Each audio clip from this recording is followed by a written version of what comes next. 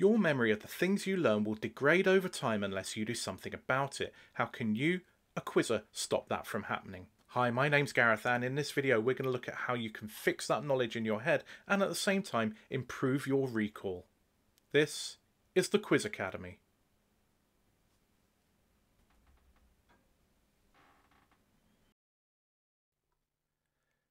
Have you ever read a book or watched a documentary and then found that the next day you've forgotten most of the details? If so, that's natural.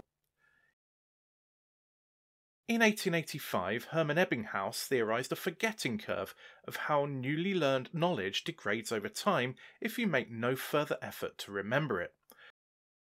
According to Ebbinghaus, within a day of trying to learn a new subject, we've already forgotten 2/3 of the information.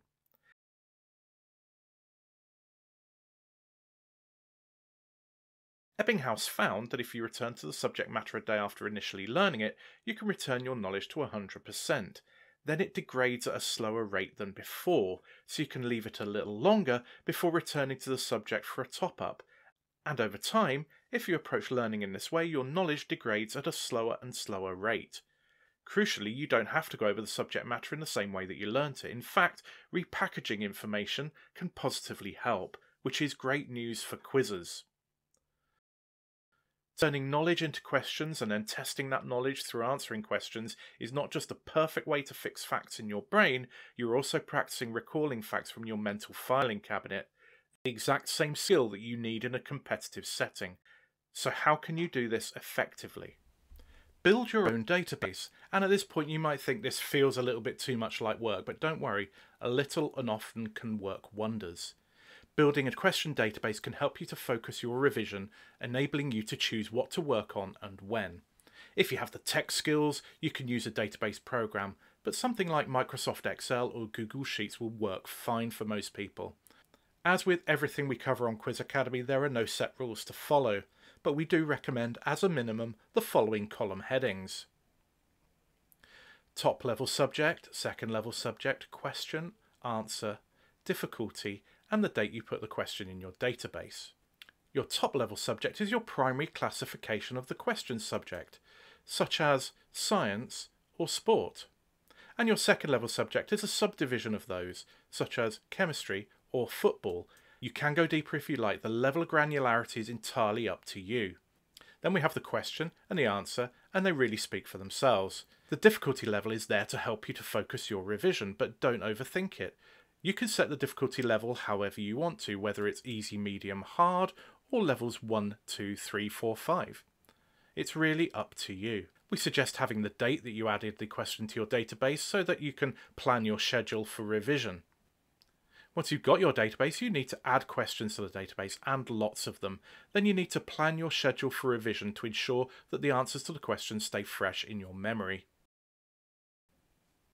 Now here's an example.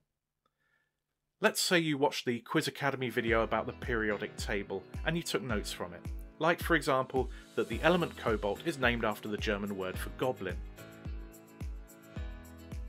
Turn this fact into a question, such as, which chemical element is named after the German word for goblin? Then, for good measure, try to flip the question around. Cobalt is named after a German word meaning what? Perhaps throw in an additional fact to add context or give you another route in. Which chemical element, with the atomic number 27, is named after the German word for goblin? Write as many questions as you can and follow this process. It doesn't matter if the questions in your database were all written by you or not. The Ebbinghaus approach can help you to fix new facts in your memory through the process of repetition, and it works best if you turn it into part of your daily routine. So learn about a subject, write questions, flip them, and make sure you have a review schedule. Here are a few top tips. Firstly, establish a routine. Review your questions to ensure that they're fixed in your mind, and as your perception of the difficulty changes, adjust that in the database. Don't forget, learn, write, flip. It will really help you to engorge and enrich your database.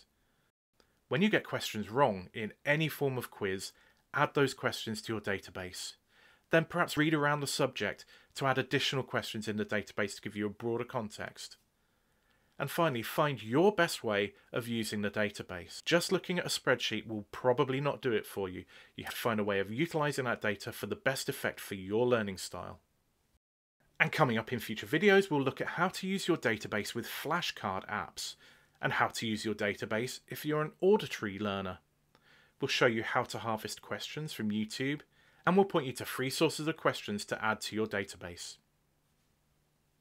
We hope you've enjoyed this video from Quiz Academy. If you don't want to miss out on future videos, then make sure you click the subscribe button.